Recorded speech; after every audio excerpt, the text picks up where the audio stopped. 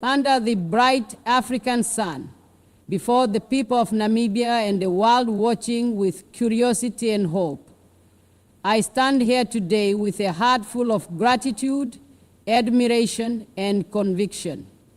My message today is not just for Namibia, not just for Burkina Faso, but for all of Africa and the entire world.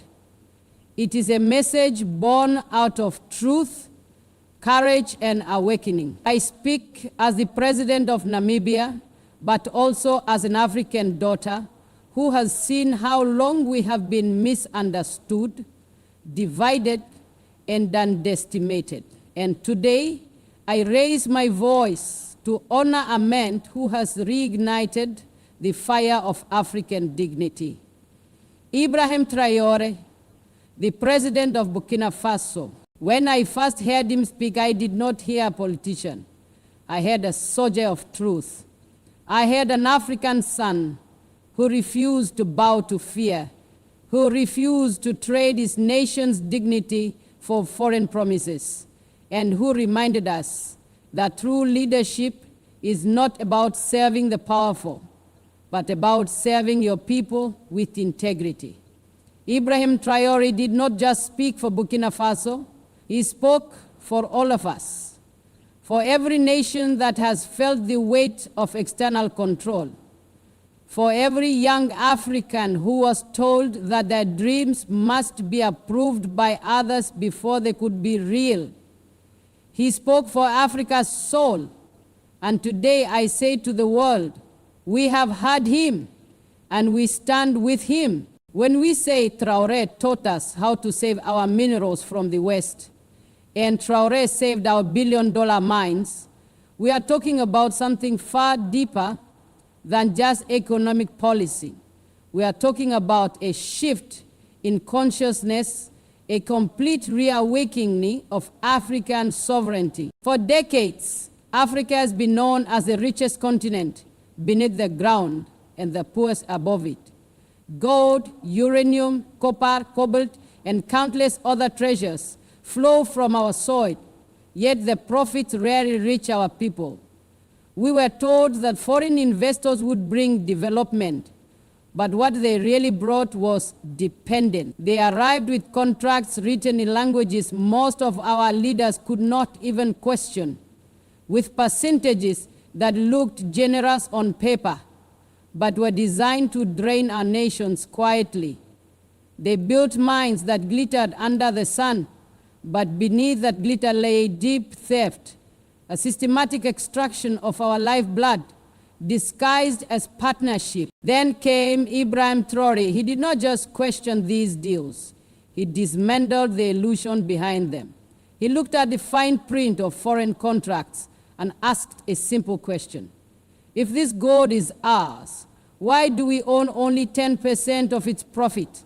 He studied the mining agreements that had been signed under pressure, and he saw how billions were flowing out of Burkina Faso, while the people who worked the land lived in poverty. And instead of accepting it as the way things are, he acted. Traoré showed us that saving our minerals does not require hatred toward others. It requires love for our people and courage to face uncomfortable truths. He understood that natural wealth is not truly wealth until it feeds the children, builds the schools, and powers the hospitals of its own people. So he began a national review of all foreign mining concessions.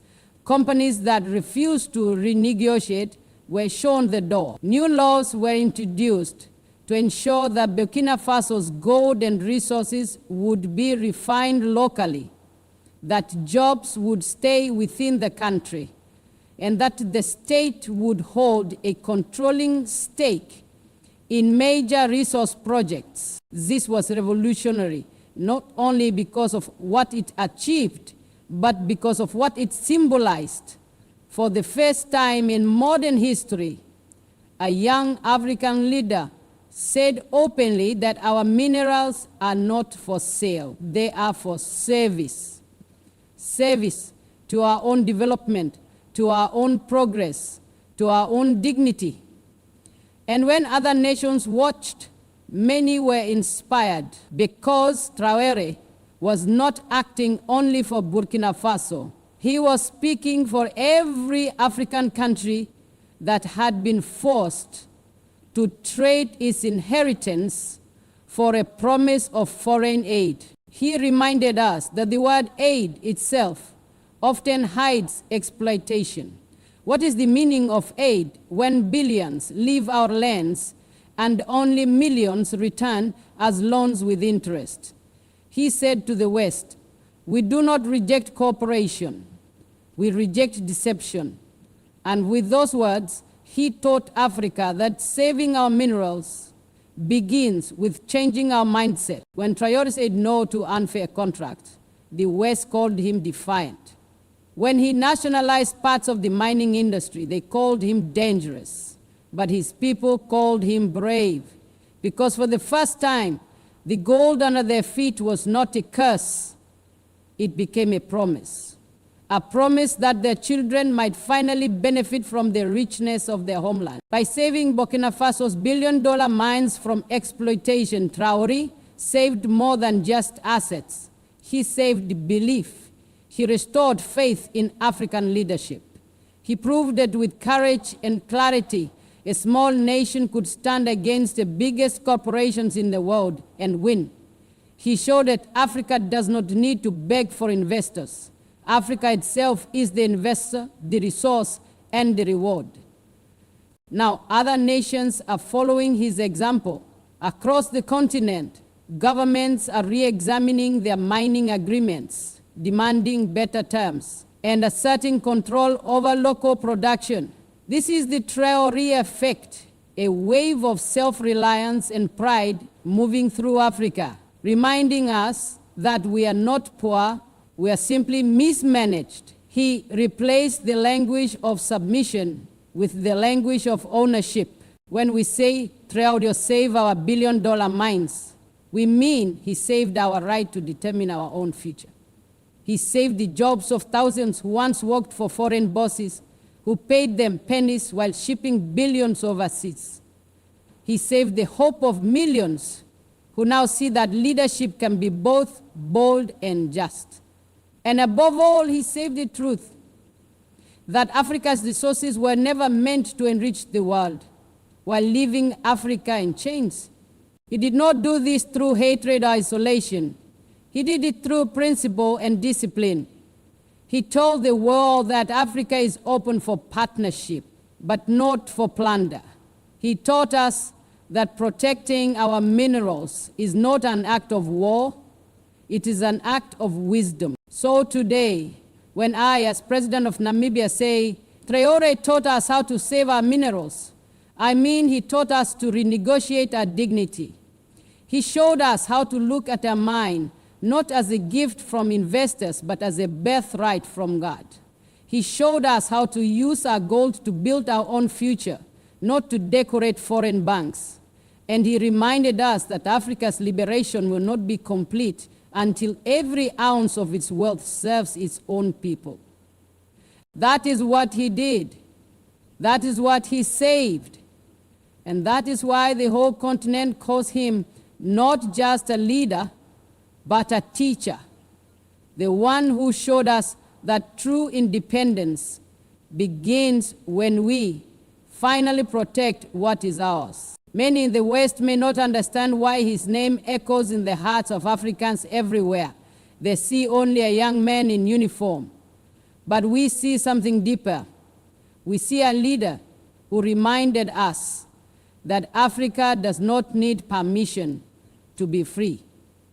We see a leader who picked up the broken mirror of our history, polished it with courage, and held it up to the West, not to insult them, but to show them the truth. He showed them how Africa has been exploited, how we've been told we are free while being kept in invisible chains.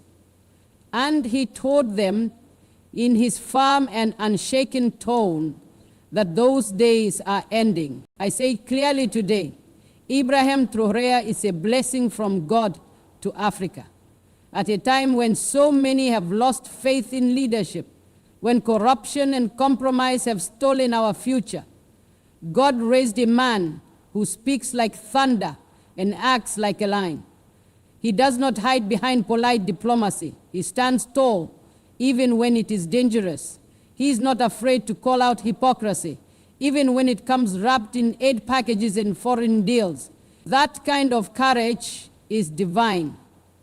That kind of leadership reminds us that Africa's destiny cannot be written in Paris, Washington, or London.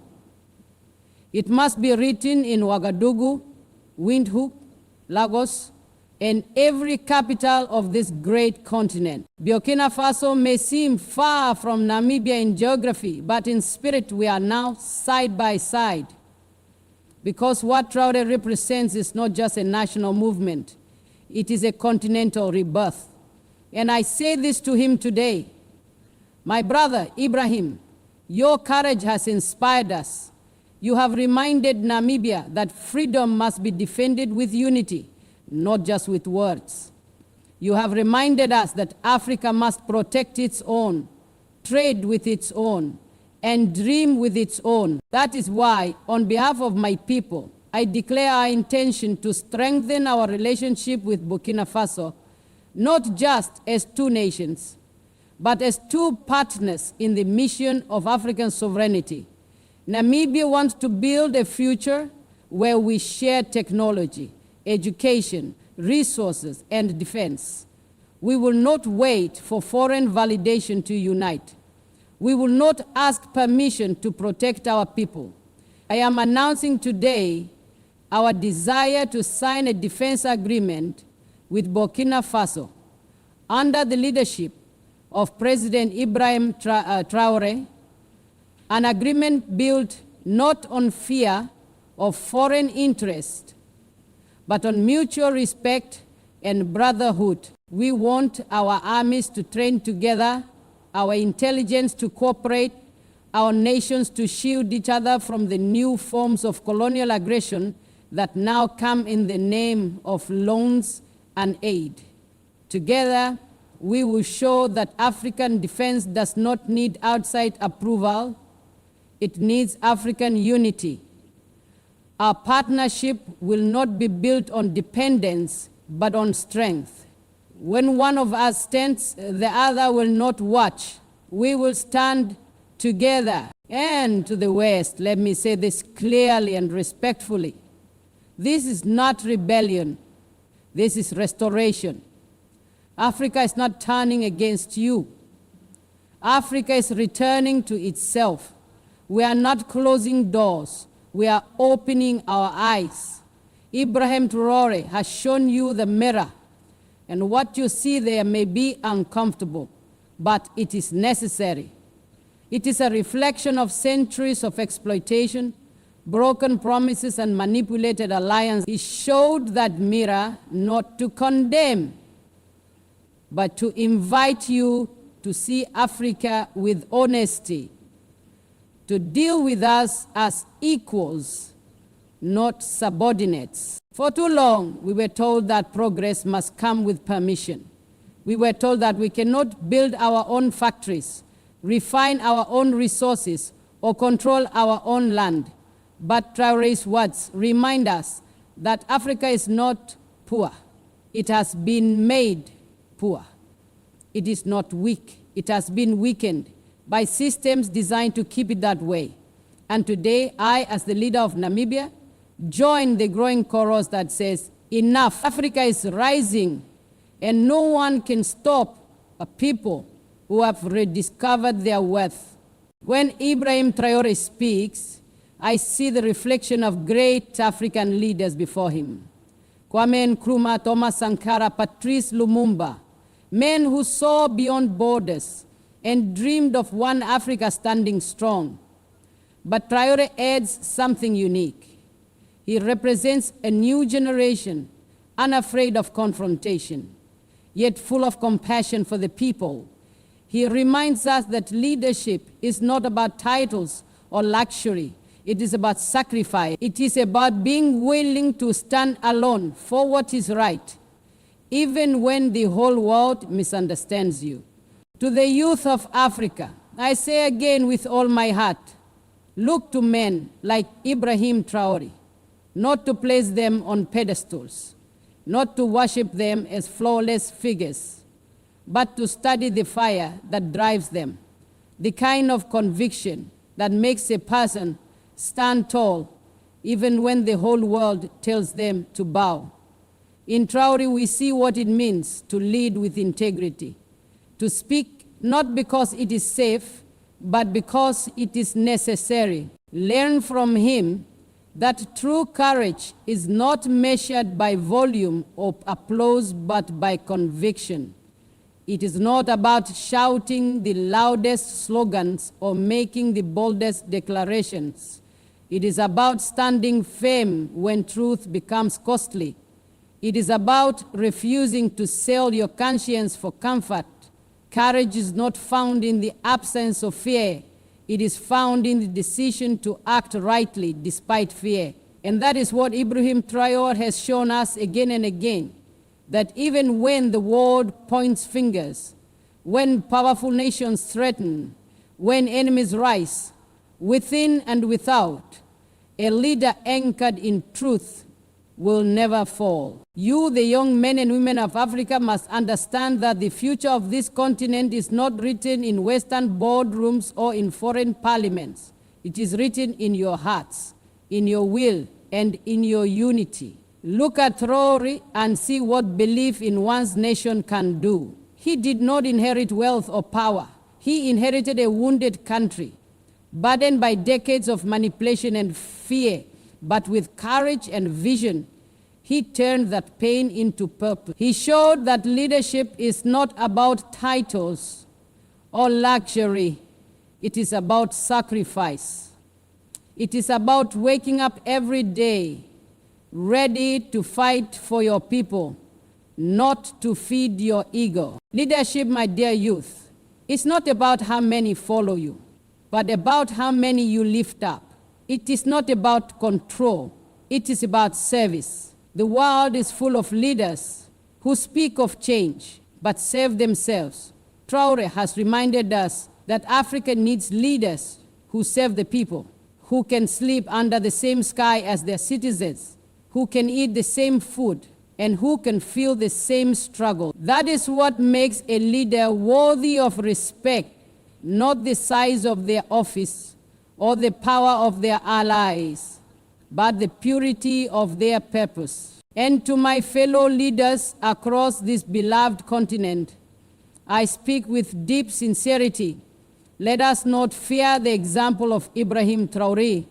Let us follow it. Let us not mock his courage because it exposes our comfort.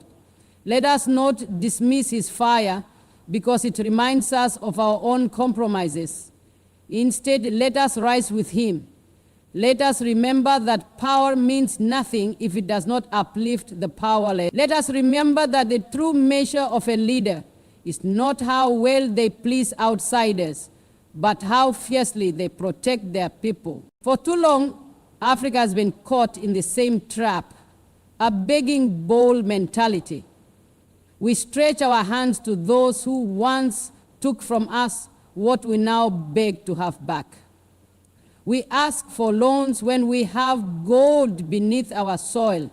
We ask for food when our land can feed the world. We ask for weapons when we have sons and daughters ready to defend our nations. We have been made to believe that progress must come wrapped in foreign flags. But no, my brothers and sisters, progress begins the day we look inward and realize that everything we need to build a great Africa is already here. I say this with conviction. Let us be the generation that ends the begging bowl mentality. Let us refuse to define our nations by aid packages and handouts.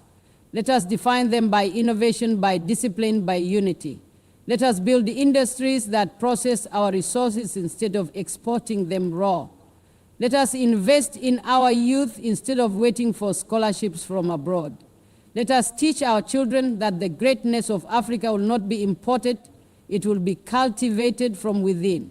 When Traoré speaks, he speaks from that place of independence, a voice that refuses to echo what others want to hear. He reminds us that dignity is not negotiable. And that is what the youth of Africa must learn, that to build a free continent, you must first free your mind. Do not look to the West for validation. Do not measure your worth by their approval.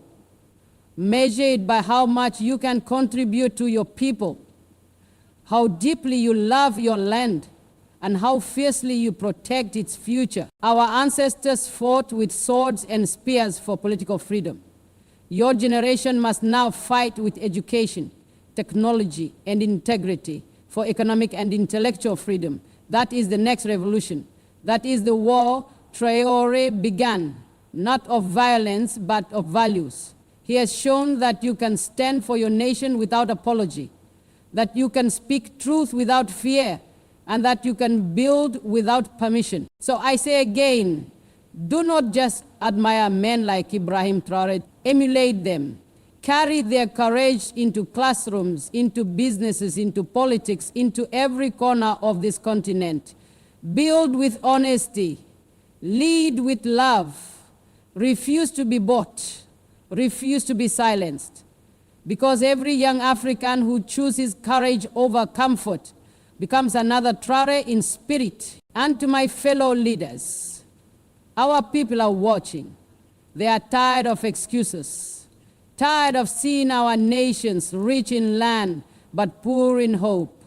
Let us stand up with integrity and end this cycle of dependency. Let us trade with each other, trust each other, and defend each other. Let us learn from leaders who dare to speak the truth even when it shakes the earth. If we as a generation can embrace that courage, then Africa will no longer be known as a continent of potential. It will be known as a continent of power, not power that dominates others, but power that uplifts itself, not power that divides, but power that unites. So to every young heart listening to me now, remember this. Courage begins when you decide to stop waiting for someone else to change things. Leadership begins when you take responsibility for your part in Africa's story. And transformation begins when you believe, as Traoré does, that we were never meant to crawl when God created us to stand tall. Let this generation rise, not with begging bowls, but with working hands, thinking minds, and brave hearts. Because the Africa that Traoré envisions, the Africa we all dream of, will not be built by foreign powers. It will be built by you. I have seen how the world tries to silence him, how they distort his image, how they call him names because he refuses to bow. But what they do not understand is that this time, Africa is awake. We are no longer listening to their definitions of democracy or freedom when they themselves do not respect it in our lands. Ibrahim Traoré has shown us that real independence means controlling your resources, your education, your military, and your destiny. And for that, I honor him. Not as a political ally, but as a brother. As a symbol of what God can do when a leader chooses truth over comfort. I believe history will remember him not just as the president of Burkina Faso, but as a turning point for an entire continent.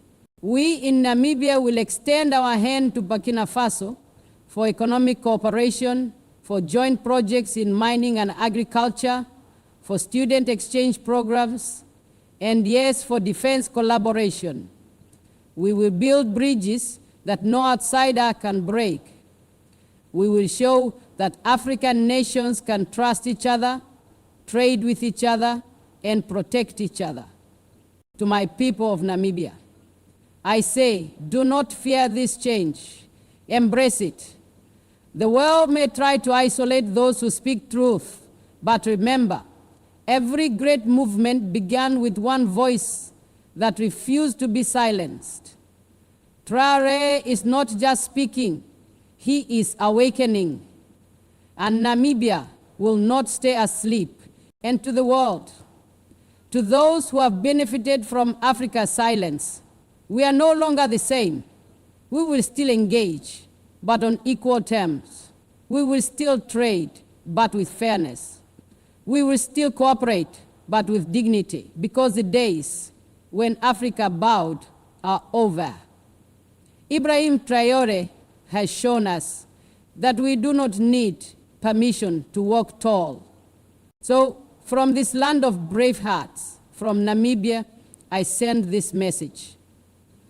Ibrahim Traoré, your courage is our courage. Your vision is our vision. Your strength has reminded us of who we are.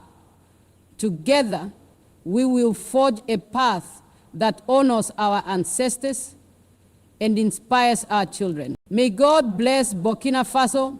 May God bless Namibia. May God bless every African nation that still believes in truth, dignity, and unity. And may the world finally see Africa not as a place to pity, but as a continent to respect, strong, proud, and awake. Because the era of silence is over, the era of African awakening has begun, and it began the day leaders like Ibrahim Traoré chose to speak truth, no matter the cost.